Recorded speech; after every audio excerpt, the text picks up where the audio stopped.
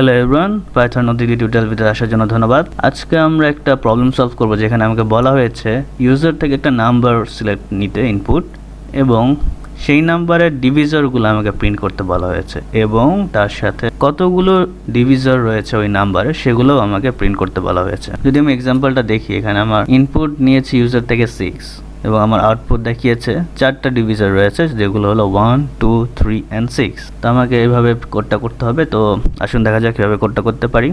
প্রথমে কোডটা করছি এবং পরে ডিসক্রাইব করছি।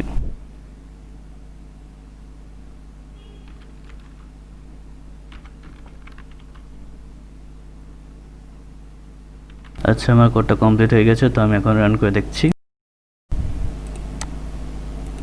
আমি এখানে 6 দিলাম।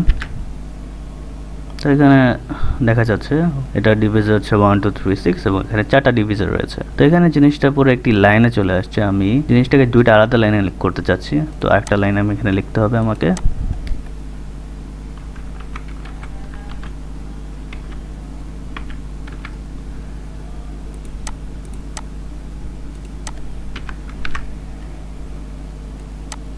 আচ্ছা, এখন ঠিক আছে। আসলে দেখা যাক আসলে আমরা কোডটাতে কি করেছি। প্রথম দিকে আমরা একটি n ভ্যারিয়েবল নিয়েছি যেখানে আমরা ওখানে ইউজার থেকে ইনপুটটা নিচ্ছি। এরপর আমি একটা ভ্যারিয়েবল নিয়েছি কাউন্ট, যেটা ভ্যালু হচ্ছে ইকুয়াল টু আমি 0 ধরে নিয়েছি। এরপর আমি একটা ফর লুপ ইউজ করেছি, for x in range 1, n+1। তো এখানে আমার রেঞ্জটা এরকম দেওয়ার মানে কি, আমরা সবাই জানি যে 0 কিন্তু কোনো ডিভিজর হতে পারে না। এই কারণে আমরা রেঞ্জটা স্টার্ট করব 1 থেকে এবং এটা চলবে n নাম্বার পর্যন্ত।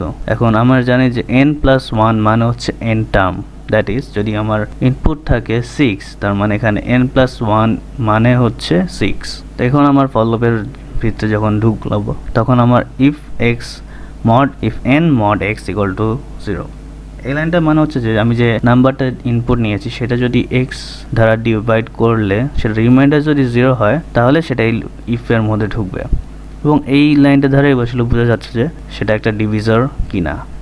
যদি সেটা রিমাইন্ডার 0 হয় তাহলে সেটা কিন্তু একটা ডিভিজর। এই কারণে আমি কাউন্টটা ইনক্রিজ করে দিয়েছি এবং সেটা প্রিন্টও করে দিয়েছি x। এরপর আমি প্রিন্ট টোটাল কাউন্ট করে দিয়েছি এবং প্রিন্ট এখানে একটা লাইন লিখেছি যেটা হচ্ছে শুধু নতুন লাইন ক্রিয়েট করার জন্য। তো আমি যদি আবার এটাকে রান করে দেখি যে অন্য একটা ভ্যারিয়েবল দিলাম 121,